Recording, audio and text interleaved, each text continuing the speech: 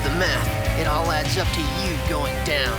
So, are you going to go quietly? Or is this gonna get loud? Titans, go!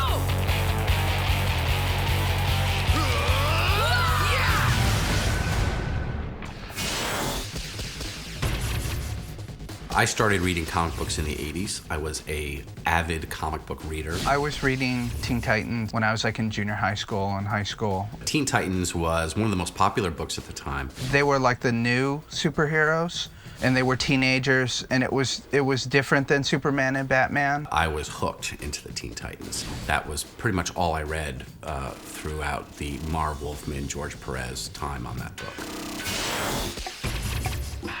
From the time I was 5 years old, when I saw the very first episode of Superman on television, I was a comic book fan. It's been a lifelong passion ever since. Well, Teen Titans was a comic book back in the 1960s, but back then it was Robin. It was Wonder Girl and Kid Flash. It was just like the Junior Justice League. It was all the teen characters. What they were the teenage sidekicks of the main heroes. Marv Wolfman and George Perez, like, updated it and introduced all the new characters. We took the popular ones, Wonder Girl, Robin, and Kid Flash, and brought in another character, Changeling, who's now called Beast Boy. Whose turn to do dishes? Started as Beast Boy, became Changeling, he's Beast Boy again, and created 3 new characters. Raven allowed us a more supernatural element to be put into the book on a regular basis. Cyborg, both a technological character and an urban character. By him being an African American, it allowed us to have different types of stories to be able to tell there. And Starfire, who came from another planet, so it gave us an opportunity to do intergalactic adventures. There were no adults in the comic, no mentors. Previous versions of the Titan had an adult supervisor for the characters. I just wanted to get rid of those and treat them with the respect that the characters deserved. We believed in making them real characters so they were grounded in reality, but still had these incredible adventures where they were doing major things. And some of the common problems that any teenager would face, magnified by, of course, the cosmic level that we can achieve in comic books. Instead of trying to save a friend from doing something bad, they're saving an entire universe. We did stories where they dealt with runaways. We did several books for the White House on drugs. We did a lot of comics based on real kids' problems. Some of the issues obviously dealt with simple things like dating. Despite everything, some of these kids still had to go to school. Trusting each other. So they had a clubhouse, as it were, and a proximity to each other that meant a certain amount of trust and respect for each other as human beings, despite some enormous differences and some reasons for you to have distrust. That's the period where it's all angst, where it's all, what am I going to do? Do they like me? Do they not like me? So, we really are friends? Bringing that into the characters is what made them work for a long, long time and made the new Teen Titans DC Comics #1 comic for years.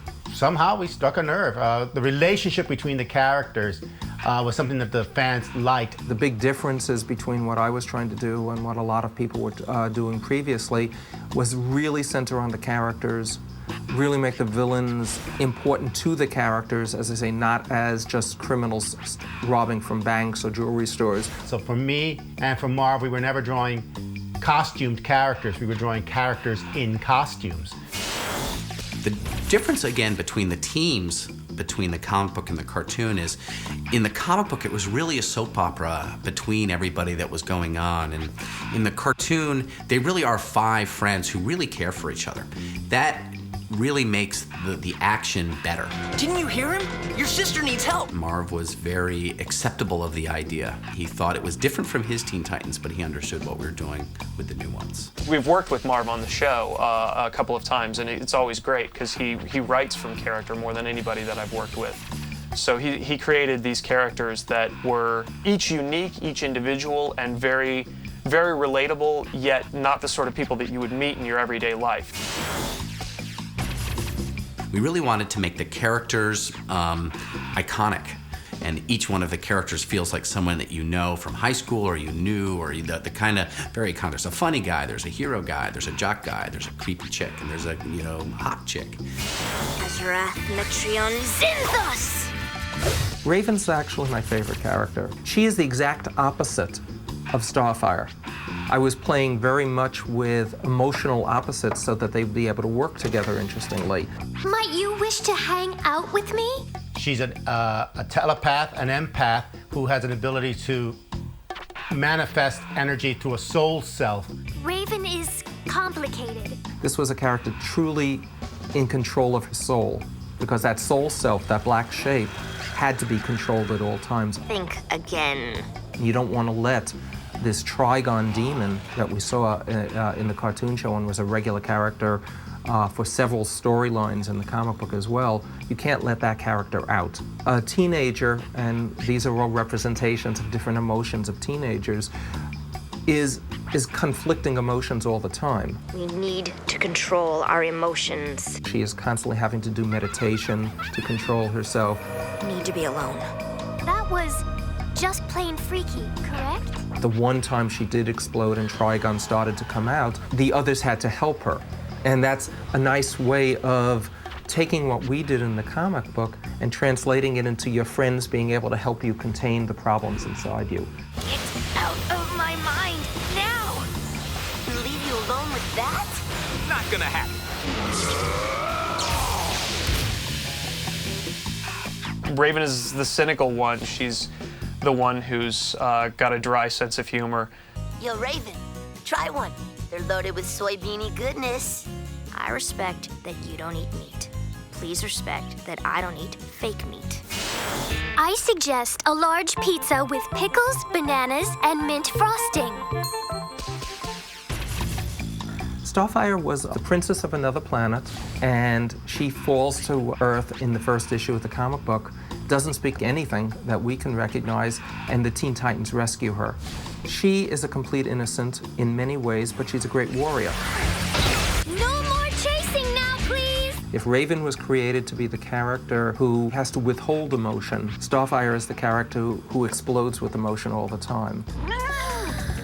In innocent emotion and loving emotion, and also as the warrior, because she'll immediately go into battle in the cartoons and in the comic books. But at the same time, she's the one who cares most about keeping everyone together. May we now go see if Raven is better? If you have a best friend, you know that person's not going to think exactly the same way you do. Sometimes you're going to be arguing with them, sometimes you completely disagree with them, but you still want to be friends, and that's what I was trying to do in creating the differences between Raven and Starfire. Starfire was the foreign exchange student, the girl from another town, from another way of doing things. She was really the kid from another culture, and we were able to base a lot of humor. She's one of my favorite characters. This tangy yellow beverage is truly delightful. That's mustard. Is there more? This is Cyborg. I'm either in the gym, playing Game Station, or kicking bad guy butt. Leave a message. Cyborg is closest to our concept because he's basically a young man who's half man, half robot, and has to deal with the fact that he feels like he's a bit of a freak. Just a natural part of being unnatural. He was a victim of an accident that his father caused that almost destroyed his body and had to be rebuilt. He was an athlete, and he hated the fact that by becoming this cyborg, he couldn't do athletics anymore because he'd instantly be better than anyone else. He's tougher than the others because he is more city than all the other characters. I quit! Cyborg comes from this very emotional place. If he's happy, he's so happy. If he's mad, he's so mad. And all of that's only gonna last about 5 minutes till the next thing comes along. Pleased to meet you, little lady. If he likes you, he likes you. If he doesn't like you, he doesn't like you. The Titans are a way for him to not feel like he was a freak.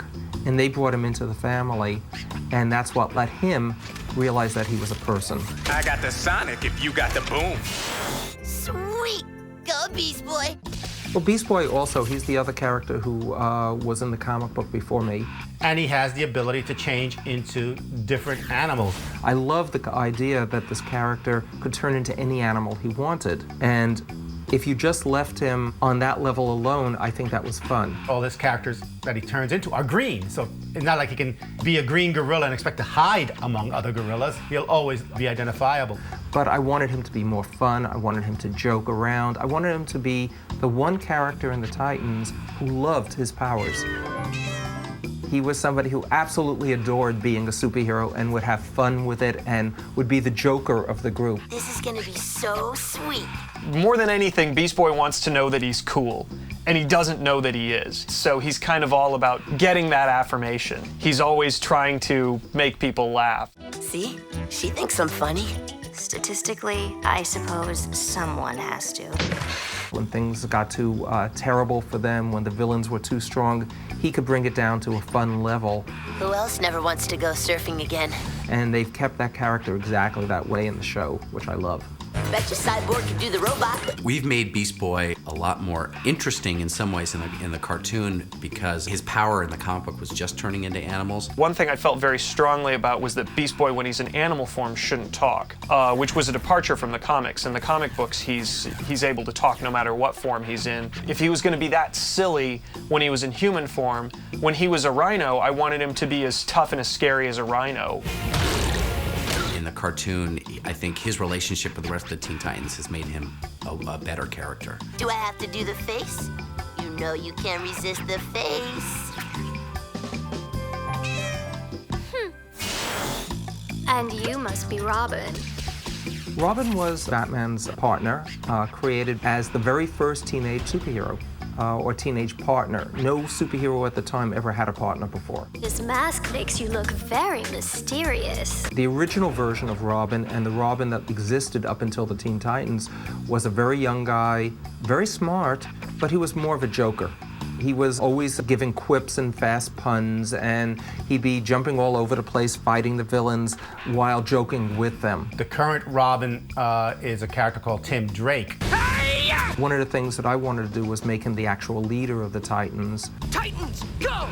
Because he was Batman's partner. In the cartoon, we never mention Batman. Robin is essentially his own superhero who is really, truly a leader. Titans, he's got Cyborg!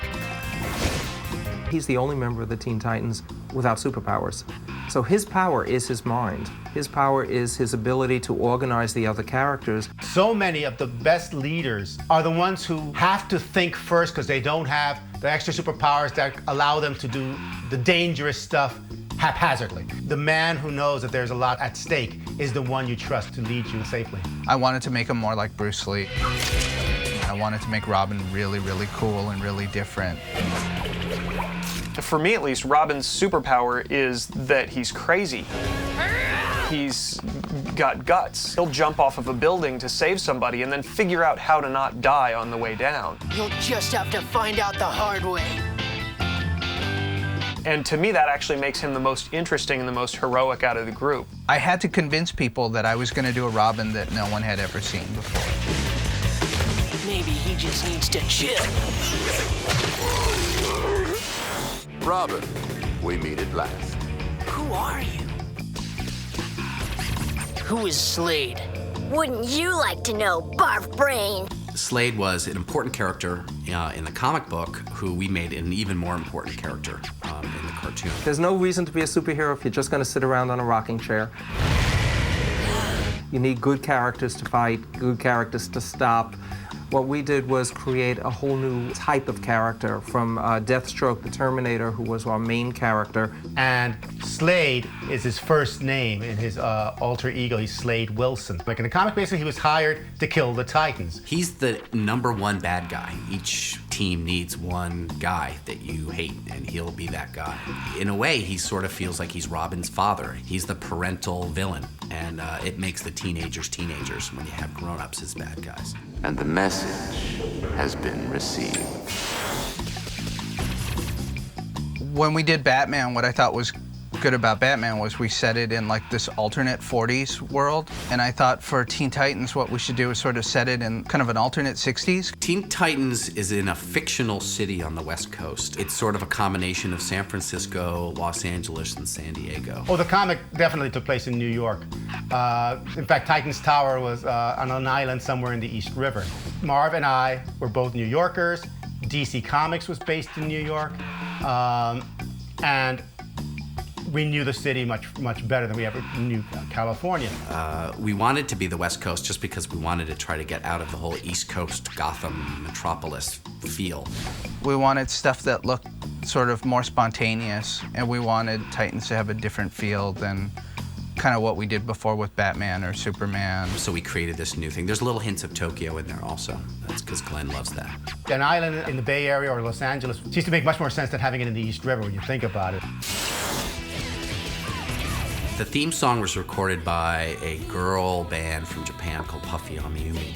I'd seen one of their music videos on a public access channel when I lived in New York and became completely obsessed by them. I actually watched the whole music video to see what their names were at the end and see who they were. It all came up in Japanese and I had no idea. A few years later, I'm living in Los Angeles and I'm driving in LA and I hear an interview and I hear that song. And it's an interview on Puffy Amiyumi on NPR. And I pulled my car over and I started the Puffy Amiyumi harassment campaign. I didn't know what I wanted to do. I knew I wanted to do something with them on Cartoon Network. Meanwhile, we were making the Teen Titans show and it had this Murakami, this Japanese influence. So I said, let's get Puffy to make the song for Teen Titans. Glenn and myself met with Andy Sturmer, who was their producer, and came up with some ideas of what we were gonna do. TV shows, cartoons, don't have theme songs anymore, so that was a reason why we kind of went for that. I think I told them I wanted it like the old Batman show. I wanted it like the Spider-Man theme. And even like Brady Bunch and Partridge Family. I told them we should do something like that because no one's doing that anymore. And Andy went off and wrote the song with Puffy that became the song that we have today.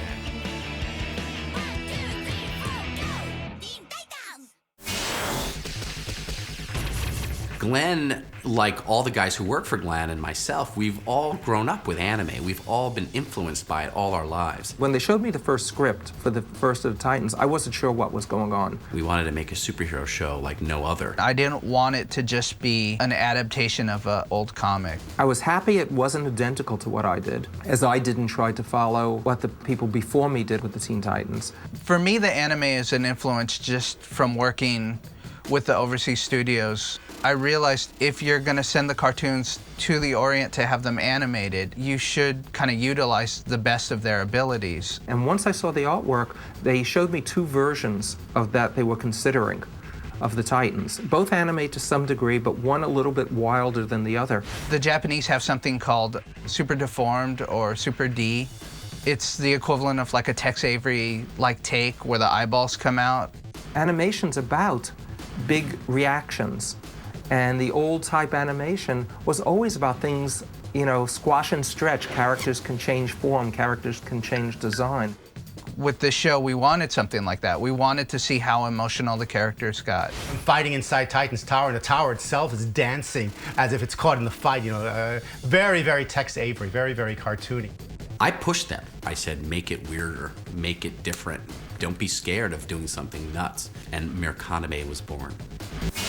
One line that we said a lot while we were developing Teen Titans is the squint test, we called it. So we wanted to make the stories very obvious. David Slack was great at that. He really ran with that idea. It was sort of a litmus test to know when things would work for a very young audience. In photography, it's for black and white photography. You squint your eyes and things either become black or white. You lose color. It's a way of knowing what a color image that your eye sees is going to look like in black and white. For us, basically, it had to do with how much explaining there was.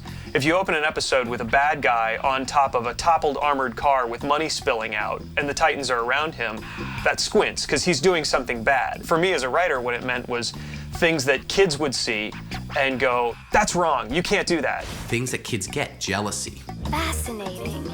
Sibling rivalry, getting beat up on the schoolyard. Things that we thought kids could really relate to and turn those into superheroic stories. Take Starfire, for example. We never went into her backstory. We never said, well, she's from Tamaran and she's come to Earth. All we did is have her, in the scene that really introduced her character, have her eating cotton candy and talking about how strange things were on Earth. So we didn't have to explain that, we just showed it. It vanished. Yeah, it'll do that. So that was the squint test in as much of a nutshell as I can put it in. The comics influenced the show tremendously. I was brought in because I wasn't a comic book guy. I'd read my share of comic books, but I was more of a TV kid. I'm a big science fiction book fan and all of that, but I hadn't really been deep into the comics the way that Glenn and Sam had. So my role was to be the guy who said, hey, guys, nobody knows what you're talking about. What was important about that series was that they were doing a lot of things that nobody had done with superheroes before. One of the things that we tried to do with the Titans, and I was adamant about doing with the Titans, was make all the villains resonate with the individual characters. These weren't villains who were just stealing things from a bank, which most comic book villains were at the time. They were characters who had to deal directly with our heroes. So there was a personal connection between them. We carried that over in the show. One of the things that we were really looking to do was to find a way to make the show about something more than just beating the bad guy. To make it about feelings, to make it about emotions. Why are you wrecking everything? Because it is amusing. Did they look amused? And I think the strength of the show comes a lot from the fact that it's about emotion. Writing for the types of stories that Marv and I wanted to read as comic readers made it a little more universal, and it seemed to be a successful formula. It's like, well, if we do Teen Titans, what do we want to see different about the Teen Titans, or what do we want to see? Since we're fans, we realize that the fans are going to like it the same way. The success of the Teen Titans has been a lot of things. I think it was a new kind of superhero show that hadn't been out in a while. It was extremes. Mirakaname was something they had never seen before. The juxtaposition between characters that you really like and really butt-kicking action scenes made the show very interesting, and the stories are things that you can really relate to, and I think that's helped all to the success of the show.